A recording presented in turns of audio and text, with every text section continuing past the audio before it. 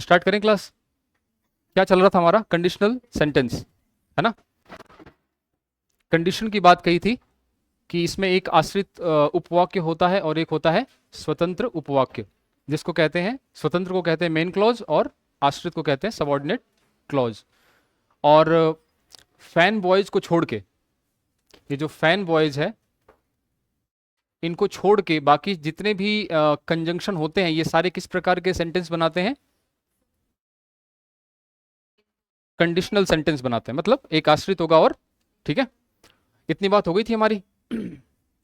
उसके बाद मैंने कहा था इसमें चार टाइप होते हैं कंडीशन के।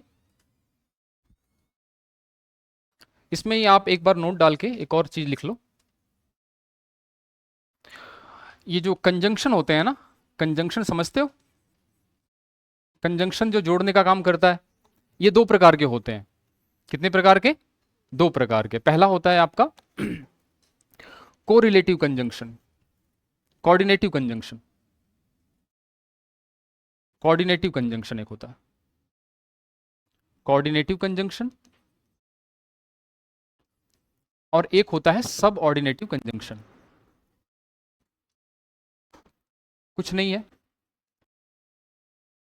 सिंपल है। ये जो फैन बॉयज होते हैं ना, ये फैन बॉयज जो मैंने आपको बता रखा था,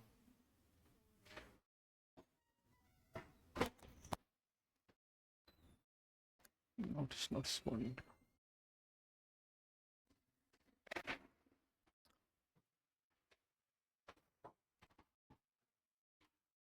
ये जो फैन बॉयज वाला है, ये सारे के सारे क्या कहलाएंगे? आपके कोऑर्डिनेटिव कंजंक्शन। और इस प्रकार से जो बनने वाले उपवाक्य हैं वो दोनों क्या होंगे? स्वतंत्र होंगे, यानी मेन क्लोज होंगे।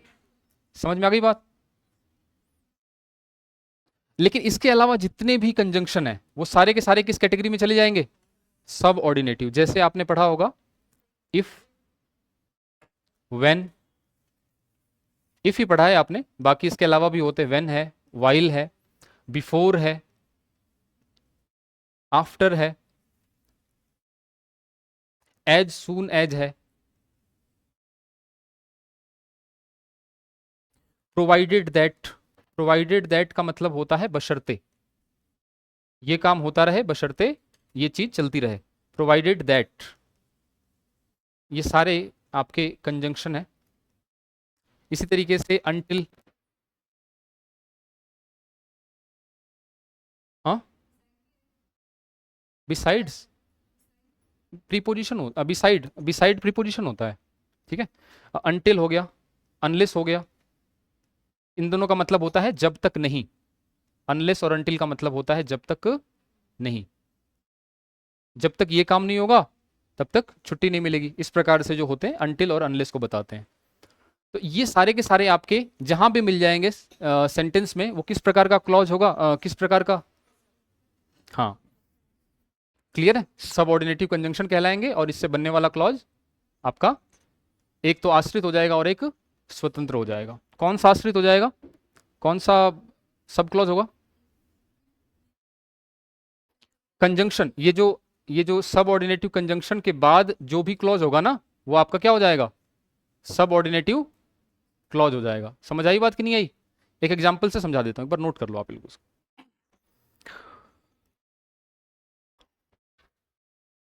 ये चीज मैं समझा देता हूं अभी, है ना, इसको मैं समझा दूंगा अभी।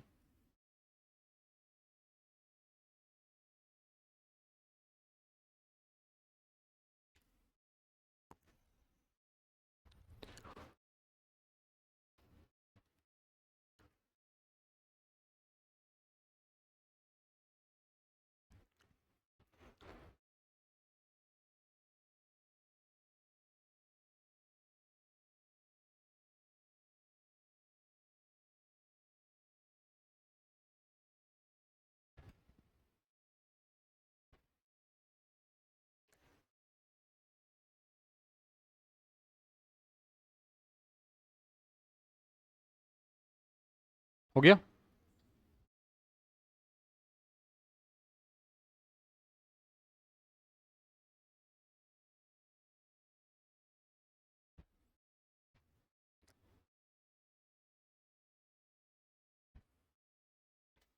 इतनी ही नहीं है, दुनिया जहान की है। इसके अलावा जितनी भी कंजंक्शन है वो सारी किस में आएंगी, इसमें आएंगी। फिलहाल हम लोग इतना ही पढ़ते हैं, पेपर में यही सब आता है, इसमें से ही आता है घूम फिर के।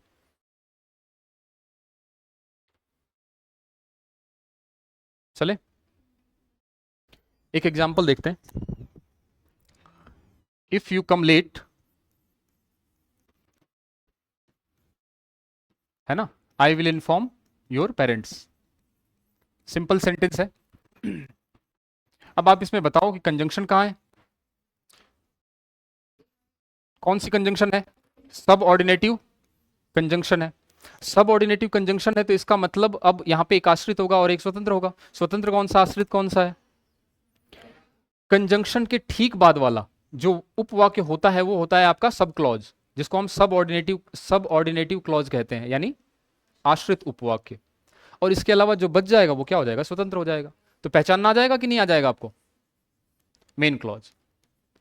क्या बात क्या है कि जो आपका कंजंक्शन है उसके बाद वाला जस्ट जो सब ऑर्डिनेटिव कंजंक्शन के बाद वाला जो क्लॉज है वो सब ऑर्डिनेटिव क्लॉज कहलाएगा। सिंपल सी बात है। इसको ऐसे भी घुमा के लिख सकता हूं क्या? आई विल, अच्छा इन्फॉर्म लिखा ही नहीं, I will inform your parents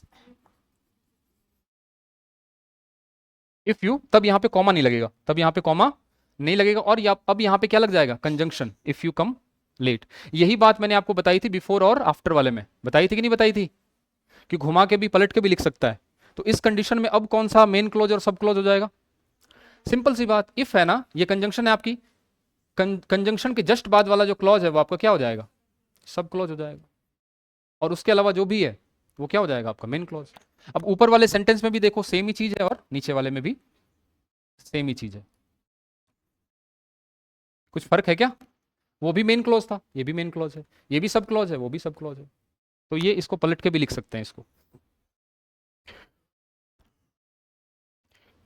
तो मेन बात ये है कि सब क्लॉज के बाद, सब कंजंक्शन, सब ऑर्डिनेटिव कंजंक्शन के बाद आने वाला क्लॉज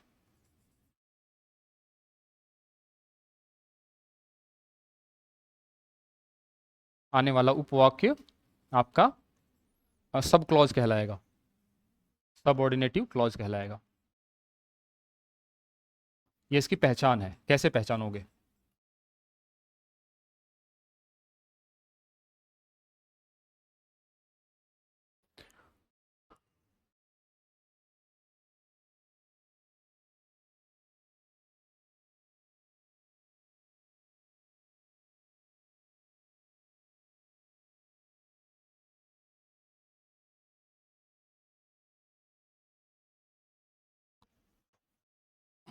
हेलो।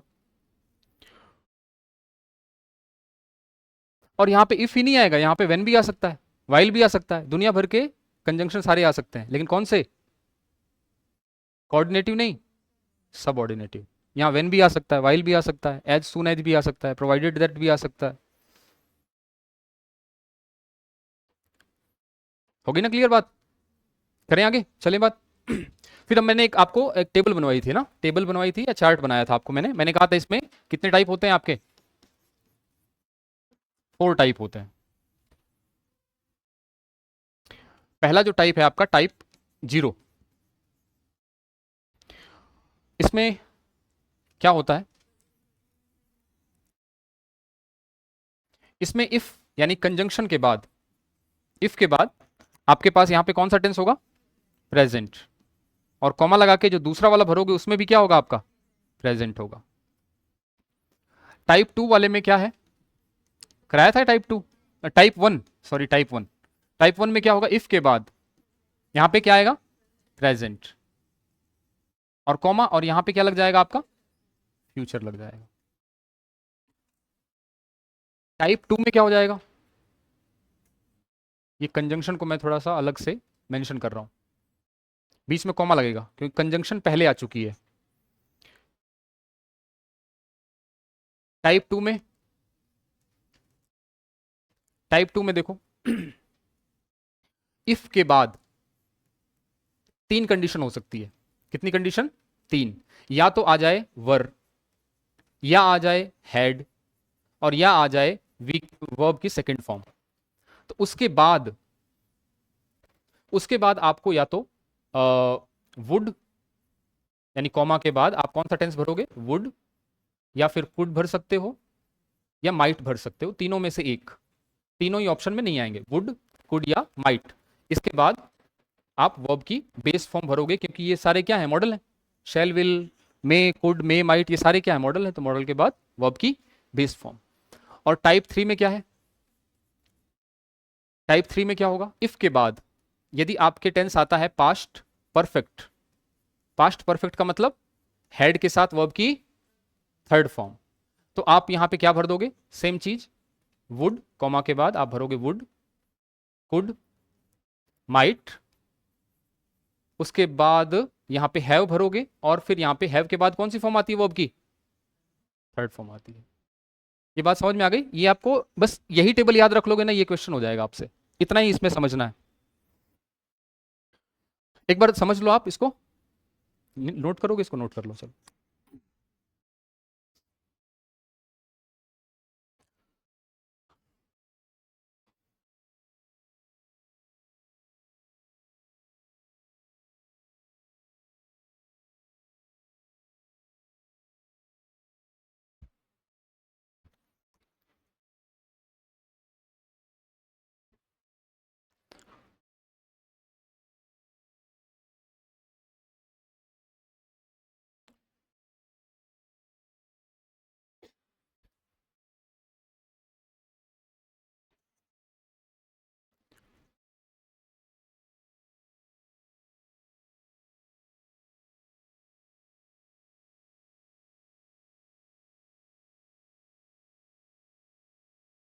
अब आपको क्या लगता है इस पे क्वेश्चन कैसे बनेगा, आप दिमाग लगाओ कैसे बनेगा। चलो बता देता हूं क्वेश्चन कैसे बनेगा। पीछे लूं,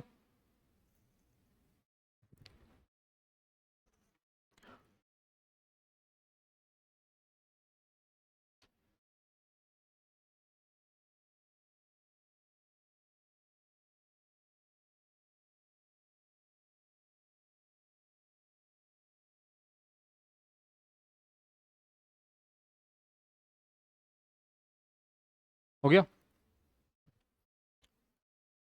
एक झलकी देख लो पेपर में क्वेश्चन कैसे आता है।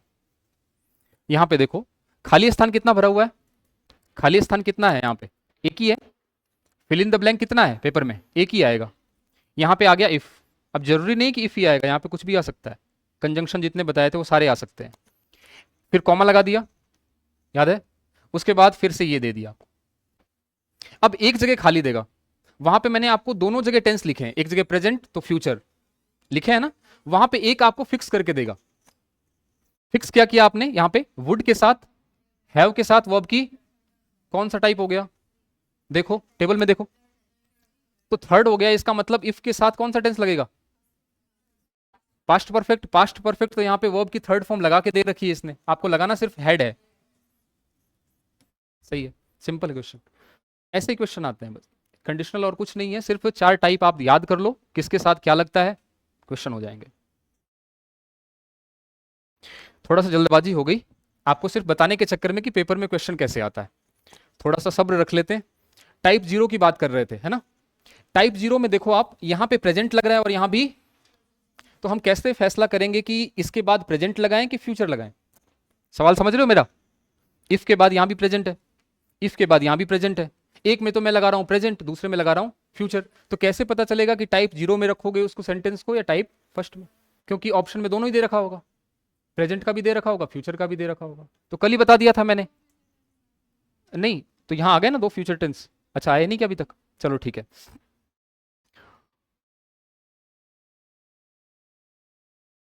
तो कल मैंने कैटेगरी बताई थी ना जनरल ट्रूथ की, यूनिवर्सल ट्रूथ, कौन कौन सी थी यहाँ पे। हाँ, तो यदि इस प्रकार की बातें हो, जनरल ट्रूथ की हो या यूनिवर्सल ट्रूथ की हो या साइंटिफिक फैक्ट की हो या मैथमेटिकल फैक्ट की हो, तो इस प्रकार का हो तब आपको टाइप जीरो लगाना है। दोनों तरफ आप प्रेजेंट का यूज करोगे। और यदि नहीं है तो फिर आप किस में ले जाओगे, फ्यूचर में ले जाओगे। इसमें तो कोई कंफ्यूज होने वाली बात ही नहीं है। दिक्कत यही है ना कि इफ के बाद प्रेजेंट भी है, यहां भी प्रेजेंट है। अब कब तो फ्यूचर लगाएंगे और कब प्रेजेंट लगाएंगे, तो मैंने बता दिया कि चार कंडीशन है। इसके अलावा कुछ हो तो क्या लगाना है आपको, फ्यूचर लगाना है। कुछ सेंटेंसेस कर लें, यहां तक तो बात हो ही गई थी हमारी। चलो,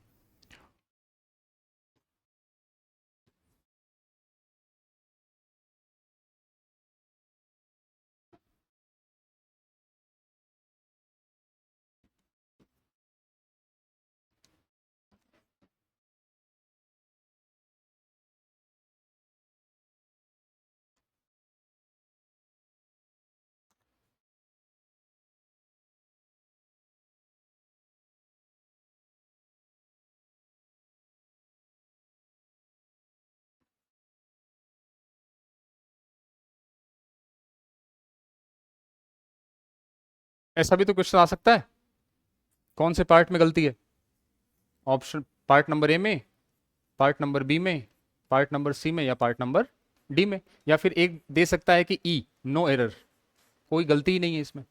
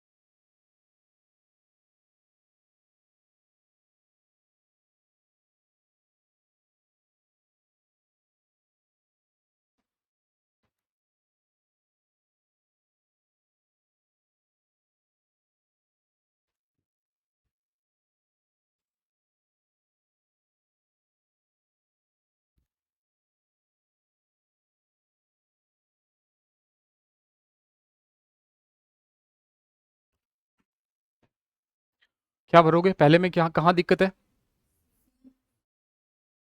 बताओ आप लोग, एक बार नोट बाद में करना, पहले बताओ किस में दिक्कत है। इफ के बाद फ्यूचर दे रखा है, और यहाँ फिर से फ्यूचर लगा रखा है, इसका मतलब कौन सा अपने टाइप है। इफ के बाद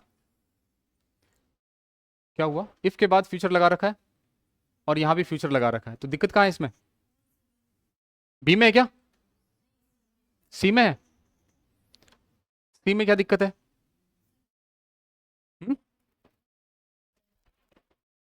कंजंक्शन कहाँ है, यहाँ पे है ना, कंजंक्शन के बाद वाला जो क्लॉज है वो किस में रखना है आपको,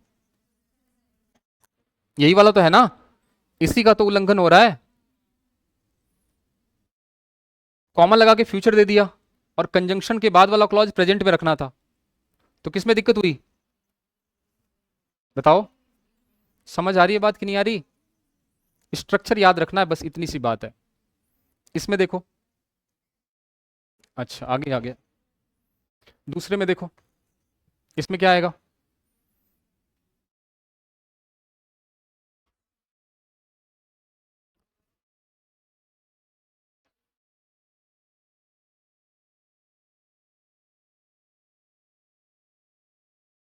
उसके पहुंचने के बाद उसका पति जो है वो घर पहुंच जाएगा, ये है इसका मीनिंग।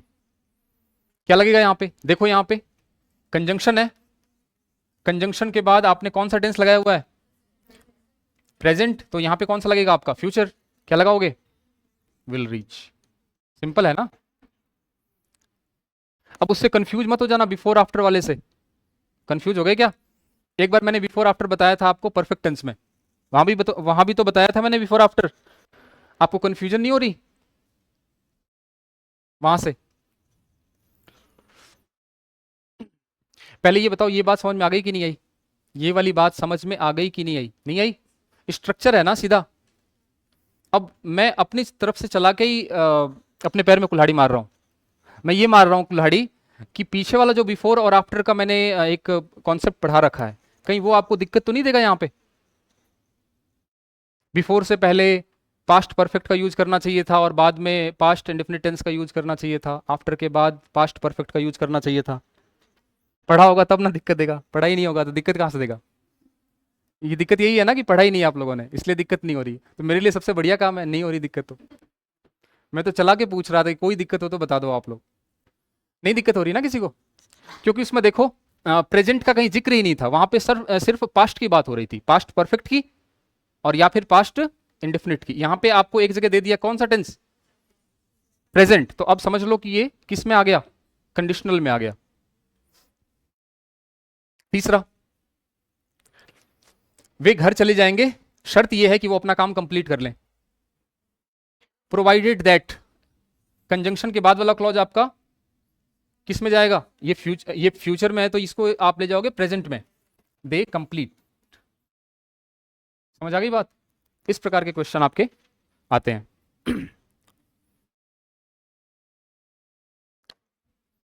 पानी पी लूं क्या?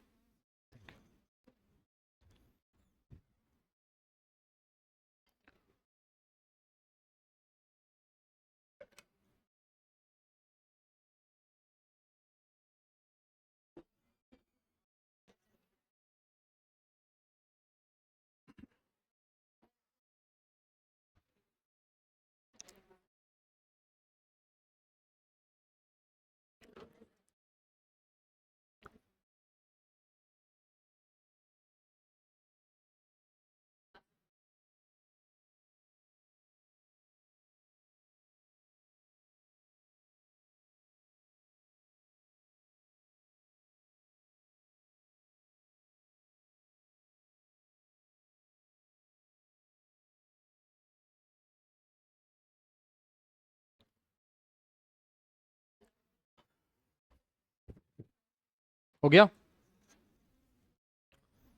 देखो तो याद कर लो मेरे साथ ही साथ। टाइप जीरो में देखो, इफ के बाद प्रेजेंट और इफ के बाद प्रेजेंट दो कंडीशन है आपकी, टाइप जीरो में भी है और टाइप एक में भी है, लेकिन दोनों में अलग अलग है। जो बाद वाला क्लॉज है उसको किस में लिखोगे आप, प्रेजेंट में, और इसमें किस में लिखोगे आप, इसको पलट भी सकता है, ध्यान रखना। नहीं नहीं नहीं, ये चीज पहले चली जाए, इफ आ जाए बीच में फिर ये आ जाए, वैसा वाला, ये वाला, ये यहां आ जाए और ये ऐसा भी हो सकता है।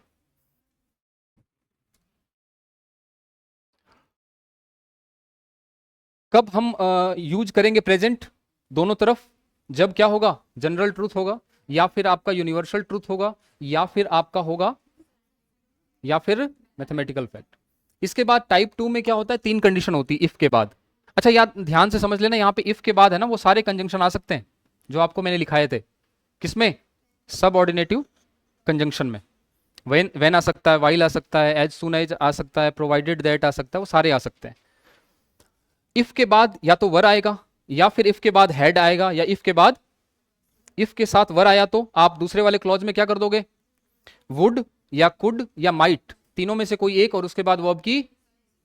इफ के साथ हैड आया तो वर्ब के साथ सेकंड फॉर्म आई तो इफ के साथ तो। इसके बाद यदि टाइप थर्ड में इफ के बाद पास्ट परफेक्ट आया तो कौन सा टेंस लगाओगे, वुड, कुड, माइट और हैव के साथ वर्ब की थर्ड फॉर्म। उल्टा भी आ सकता है, कई बार ये देके ये पूछ लेगा, है ना। मान लो कई दूसरे वाले क्लॉज में, जिसको हम मेन क्लोज कहते हैं, मेन क्लोज में आपके वुड, कुड या माइट और हैव के साथ वर्ब की थर्ड फॉर्म आ गई तो इफ के साथ क्या भरोगे, या फिर आपके वुड, कुड, माइट और वर्ब की बेस फॉर्म मेन क्लॉज में आ गई तो क्या भरोगे, वर, बी होगा तो वर भरोगे, हैव होगा तो हैड भरोगे, नहीं तो वर्ब की सेकंड फॉर्म भर दोगे। अभी इसके बारे में बात करेंगे। और यदि मेन क्लॉज में फ्यूचर है तो सब क्लॉज में क्या भरोगे, ये भी भर सकते हो, और दोनों में प्रेजेंट है, कोई दिक्कत नहीं है।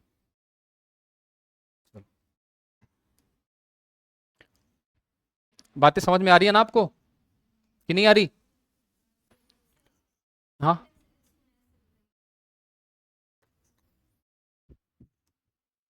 बताते हैं।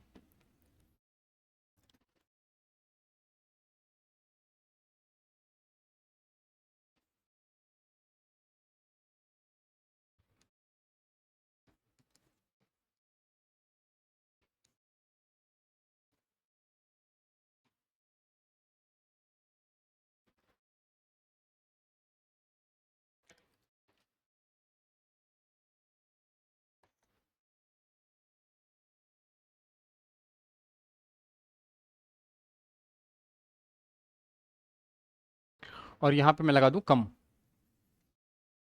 जैसे ही मेरा भाई घर आएगा, वो मूवी देखने बैठ जाएगा। दोनों ही काम फ्यूचर में हो रहे हैं, तो आप एज सुन एज, ये कंजंक्शन है, शर्त वाली क्लॉज है, तो किस में ले जाओगे इसको, प्रेजेंट में ले जाओगे। तो यहां पे क्या भर दोगे आप, कम्स। ठीक है, ऐसे ही होगा।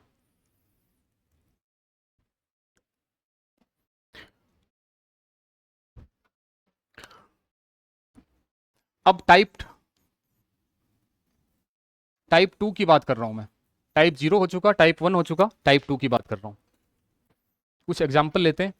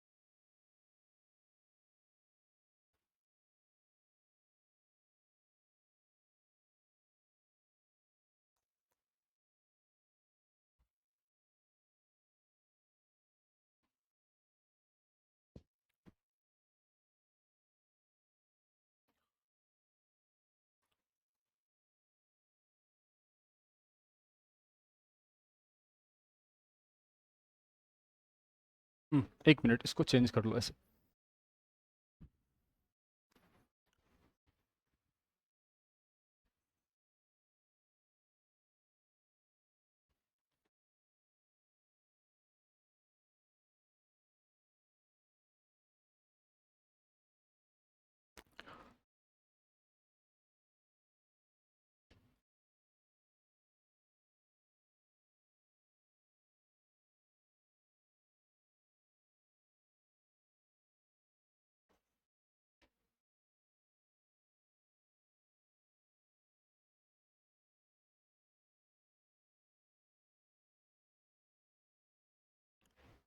बताओ पहले में क्या होगा, नोट बाद में करना, पहले देख लो।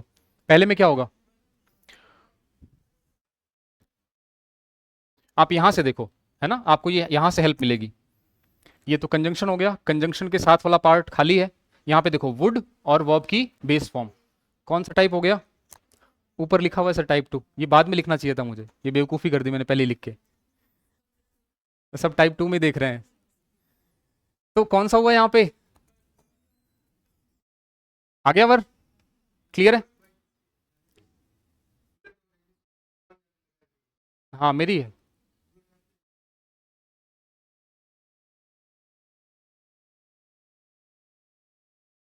चाबी ले ले।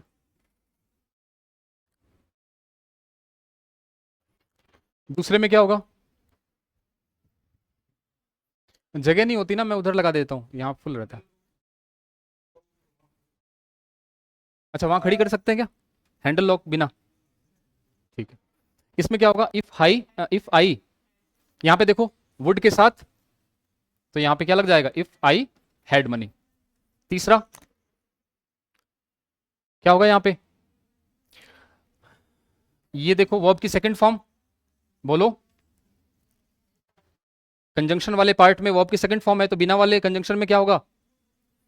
I would help. तो तीनों कंडीशन हो गई, वर्ब वाली भी, हेड वाली भी, और वर्ब की सेकंड वाली भी। क्या मीनिंग होता है इसका? यदि मैं तुम्हारी जगह होता तो मैं अलाउ नहीं करता, मैं आज्ञा नहीं देता ये सब करने की। ऐसा होता है ना, मैं तुम्हारी जगह होता तो ये कर देता, वो कर देता, ऐसे बातें करते हैं ना हम लोग, वैसे। हाँ हाँ बिल्कुल। बी की फॉर्म है ना, इज एम आर।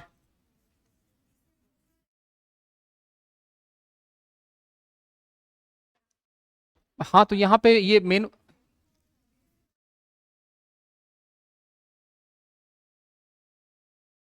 अच्छा वॉज या वर, हमेशा वर ही लगेगी, ध्यान रखना, वर ही लगेगी। हाँ हाँ हाँ हाँ। हाँ बिल्कुल।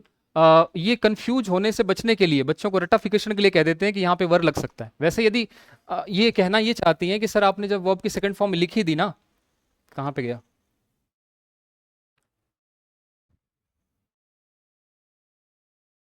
आगे गया?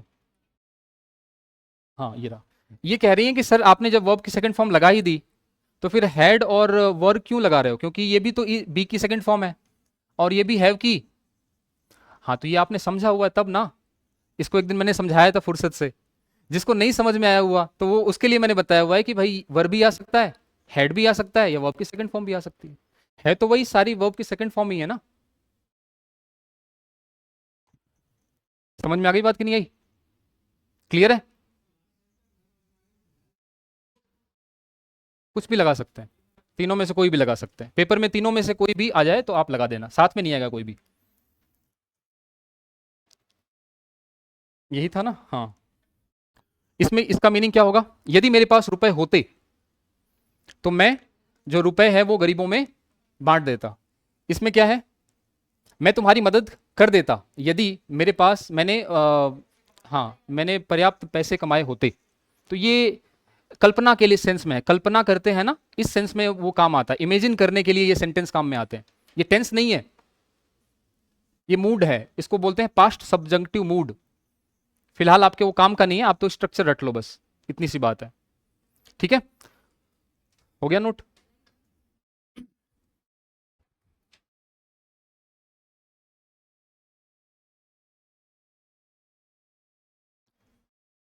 एक और सेंटेंस लिख लो, बहुत फेमस सेंटेंस है, बार बार क्वेश्चन पूछा जाता है पेपर में।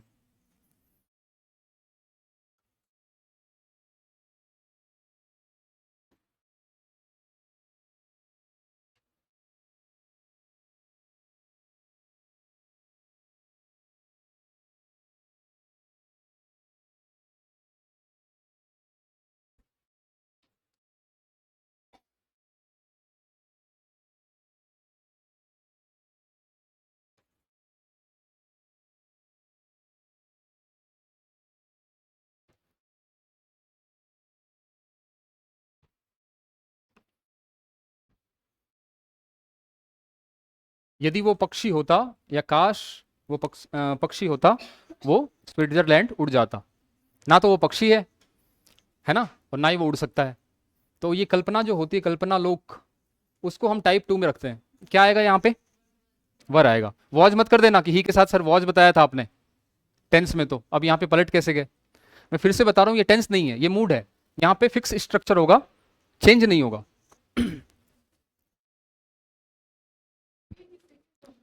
हाँ, ये बी की सेकंड फॉर्म वॉज भी होती है, वर भी होती है, लेकिन लगेगी वर ही। आई के साथ भी क्या लगा, वर लगा, ही के साथ भी क्या लगा, वर लगा, वर ही लगेगा। तभी मैंने स्ट्रक्चर में वर कराया हुआ है, वॉज नहीं कराया था।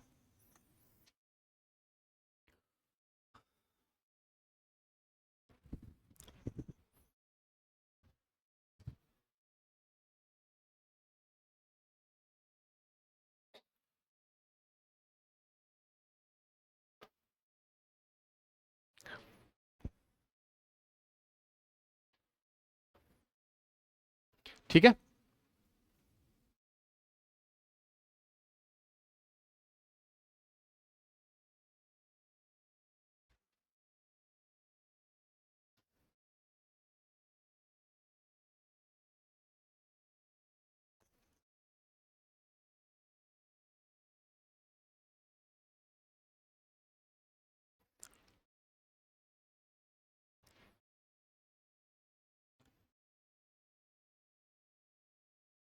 इस सेंटेंस को ना, ये वाला सेंटेंस जो है, इसको हम इस तरीके से भी लिख सकते हैं, पेपर में कई बार ऐसे भी पूछ लिया जाता है, ऐसे,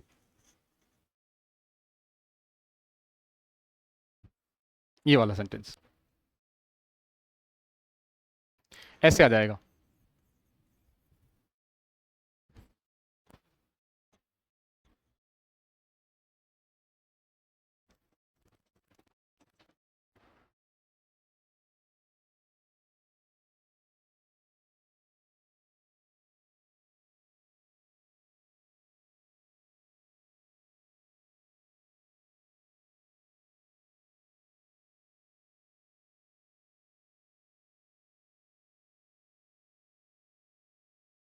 क्या फर्क है दोनों सेंटेंस में?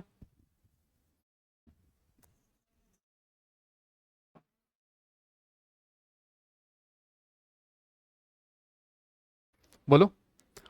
इसमें क्या कर दिया इसने, जो ये चीज थी ना, इसको आगे ले आया, और ये कंजंक्शन को उसने क्या कर दिया, हटा दिया। इसको बोलते हैं इन्वर्जन। नाम सुना है आपने इन्वर्जन का? हाँ, इन्वर्जन होता है। आपको इतना ध्यान नहीं रखना इन्वर्जन क्या होता है, बस आप ये देख लो कि इसको इस तरीके से भी लिखा जा सकता है, हैड आई मनी, और उसके बाद, तो सेम चीज है। इसको आप आगे रख के देख लो, आई हैड मनी, तो यहां पे क्या लगा दोगे? बोलो।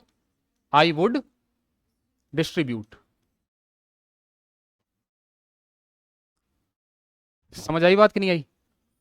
इसको इन्वर्जन बोलते हैं। हेल्पिंग वर्ब सब्जेक्ट से पहले आ जाती है। ये, हालांकि ये तो मेन वर्ब है फिलहाल, तो सब्जेक्ट से पहले वर्ब आ जाती है, और फिर भी सेंटेंस इंटरोगेटिव नहीं होता। इस घटना को हम क्या बोलते हैं? इन्वर्जन।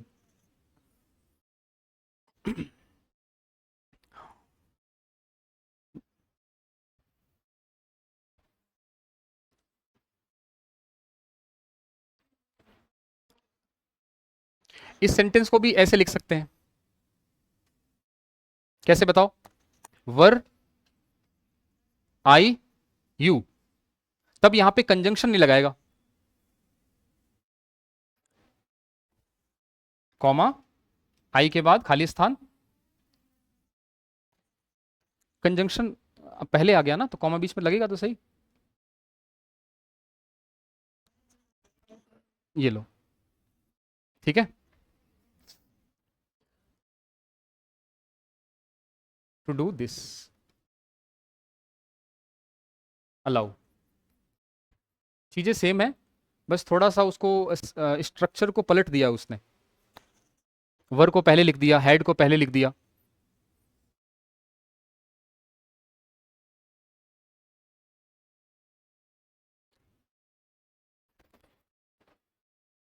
इसको बोलते हैं इन्वर्जन। क्या होता है इन्वर्जन? सब्जेक्ट से पहले वर्ब आ जाती है, फिर भी सेंटेंस इंटेरोगेटिव नहीं होता। इस प्रकार की जो चीज होती है उसको इन्वर्जन बोलते हैं। या तो बोल दो इफ आई वर यू, या फिर बोल दो वर आई यू, सेम चीज है।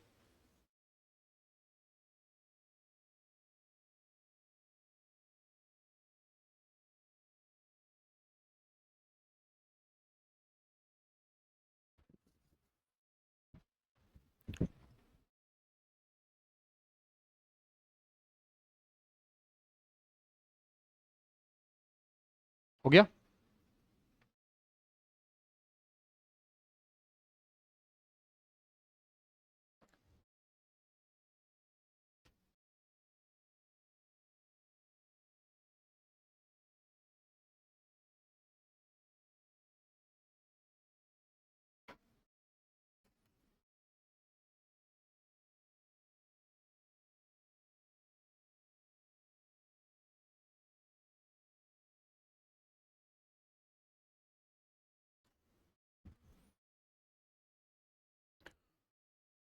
इफ, नोट करो, they earlier,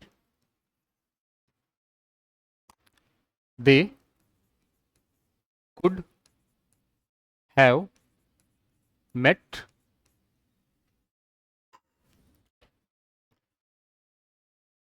the prime minister.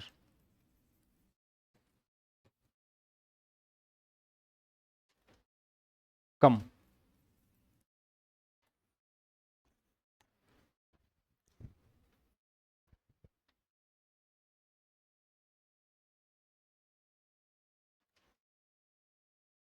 क्या आएगा देखो, केम आएगा।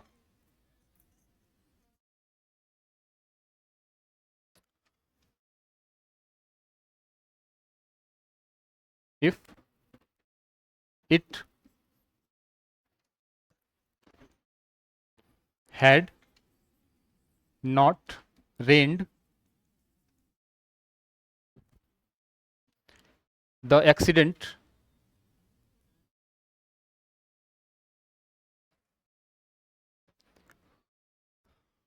could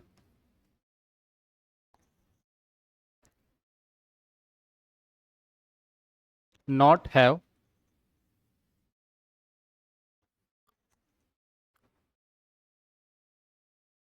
happened। पूरा ही लिख दिया मैंने ना। ठीक है, चलो मान लो कि यहाँ पे कुछ भी नहीं था, भरो इसको, नोट करो इसको और अपनी तरफ से भरो, इसमें क्या आएगा।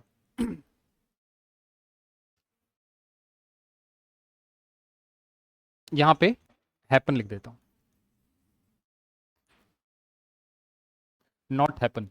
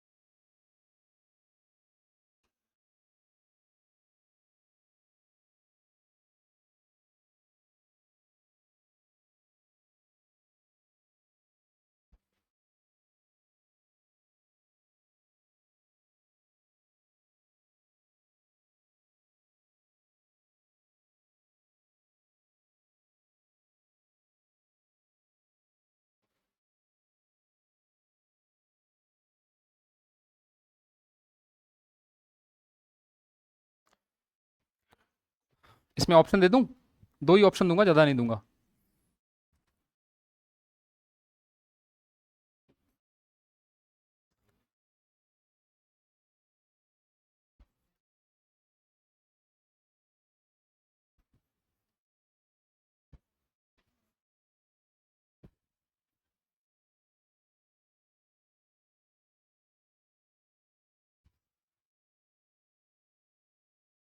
अच्छा पेपर आएगा तो ऐसा ऑप्शन मिल जाएगा आपको।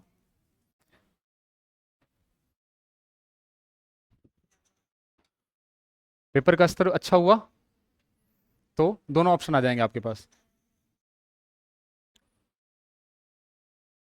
बता रखा है आपको टेंस में, ए होगा। सही है, ए होगा। स्ट्रक्चर को ध्यान रखना है, किसके साथ जाएगा, नॉट कहाँ लगेगा। ये आपको मैंने बताया था फ्यूचर परफेक्ट टेंस में, जहां पे शैल विल भी आया था, हैव भी आया था, वर्ब की थर्ड फॉर्म भी आई थी, तो मैंने कहा था हैव के साथ वर्ब की थर्ड फॉर्म जाएगी, नॉट आपको लगाना है तो उसके बीच में लगाना पड़ेगा।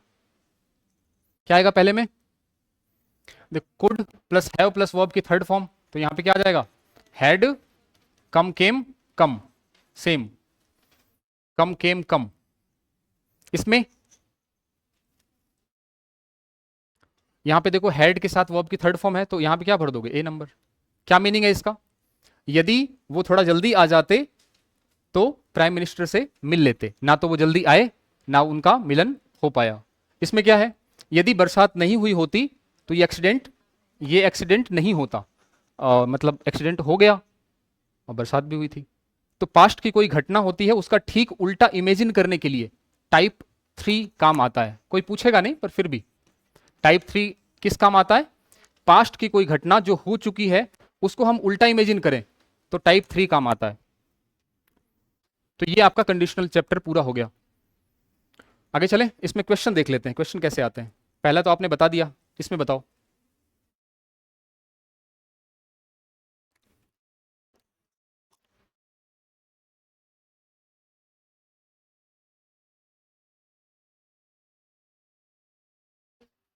इन्वर्जन लगा हुआ है ना, हेड पहले आ गया, हेड के साथ वर्ब की थर्ड फॉर्म भी है, तो कौन सा लग गया? टाइप। तो ये आएगा। ये आएगा। तीन तो लगाया हुआ ही है इसमें।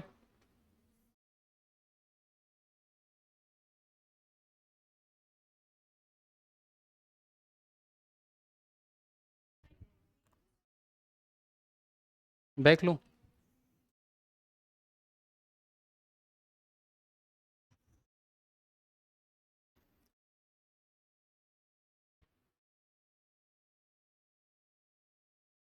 ये आपके टाइप नंबर कौन सा है? थर्ड है ना?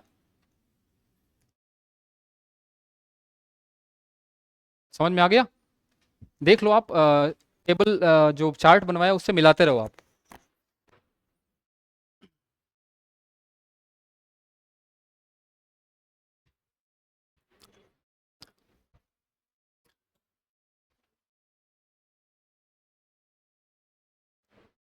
ये तो प्रीवियस ईयर क्वेश्चन है, इसमें देख सकते हो आप। इसको क्या नोट करना है, नोट करोगे आप लोग इसको?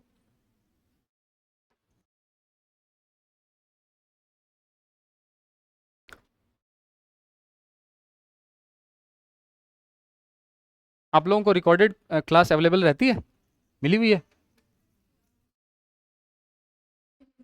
हम्म।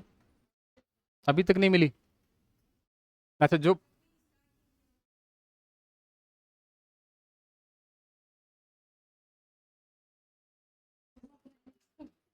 तो ऑफलाइन जो है वो ऑनलाइन उसको नहीं मिलता है क्या? हम्म। फीस जमा नहीं कराई आप लोगों ने? अच्छा,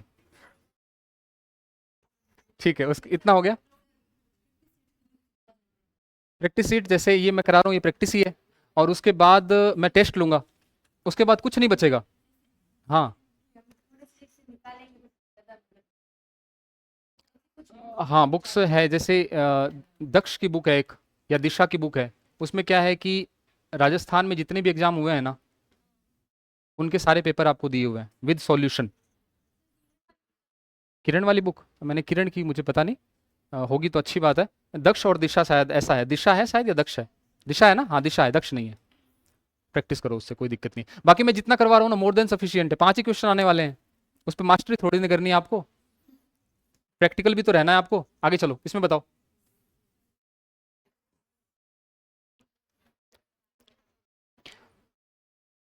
फ्यूचर है तो दो दो चीज भर सकते हैं, या तो हम दोनों तरफ प्रेजेंट कर सकते हैं, या एक तरफ फ्यूचर कर सकते हैं। अब फ्यूचर तो कर ही नहीं सकते, प्रेजेंट ही करना। हाँ, फ्यूचर तो हम कर ही नहीं सकते, उधर तो नहीं कर सकते। चलें आगे। नोट करोगे? चलो नोट कर लो।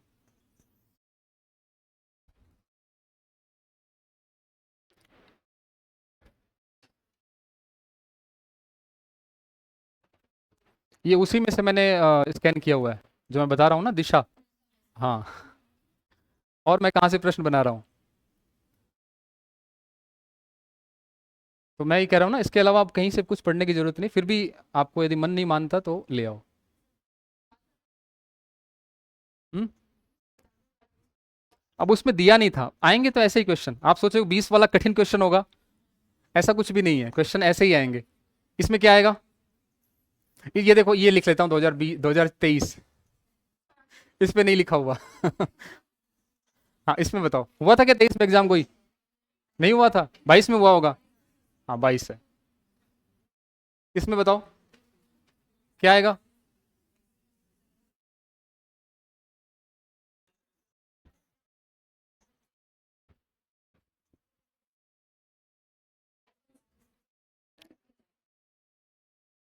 जब तक वो अपनी गलती मान नहीं लेता तब तक उसे टीम में शामिल नहीं किया जाएगा। ये है क्वेश्चन। विल, पक्का? सब लोग हैं क्या इसी के साथ? अगला।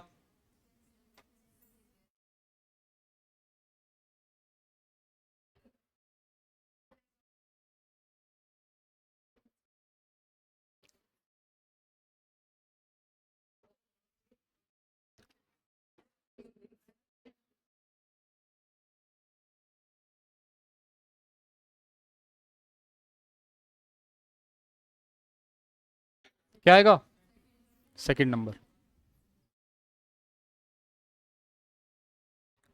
अगला।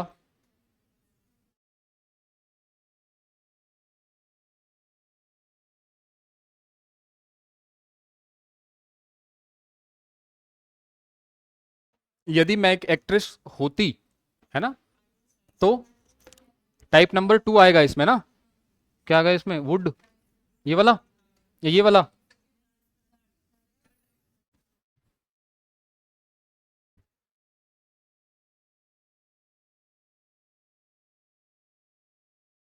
आई विश का मतलब होता है काश। काश मैं टाइपिंग जानता, ऐसा कुछ करके। काश वाले वाक्य किस में आते हैं, कौन से टाइप में आते हैं? काश में पक्षी होता, काश में तुम्हारी जगह होता। टाइप नंबर थर्ड में आते हैं कि टू में आते हैं? किस में आते हैं? टू में आते हैं कि थर्ड में आते हैं? टू में आते हैं ना, तो क्या हो जाएगा? वर्ब की कौन सी फॉर्म आ जाएगी? नो की सेकंड फॉर्म क्या होती है? न्यू। ये बात सबके समझ में आ गई ना? किसी को कोई दिक्कत तो नहीं है? सर कोई ये तो नहीं कहेगा सर वो स्ट्रक्चर फिट नहीं हुआ किसी में? ये काश वाला है। आई विश का मतलब होता है काश, आप लिख लेना। आई विश से स्टार्ट होने वाले जो सेंटेंस होते हैं उनमें वर्ब की सेकंड फॉर्म, काश वाले जो वाक्य होते हैं जिनको इंग्लिश में हम आई विश कहते हैं, आई विश से स्टार्ट होने वाले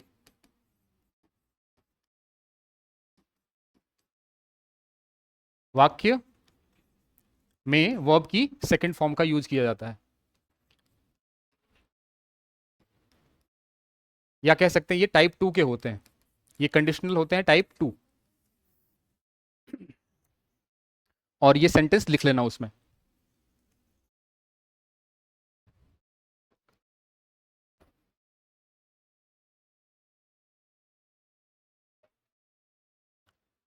ठीक है।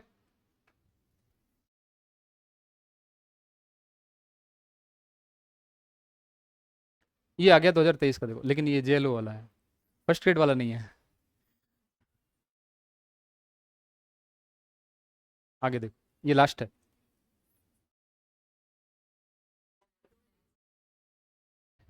क्या आएगा इसमें?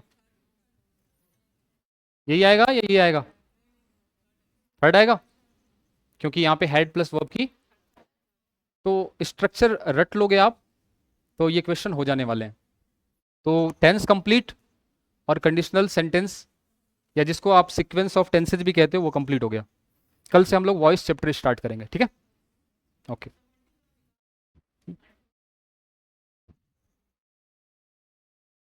इससे पीछे यही था, इससे पहले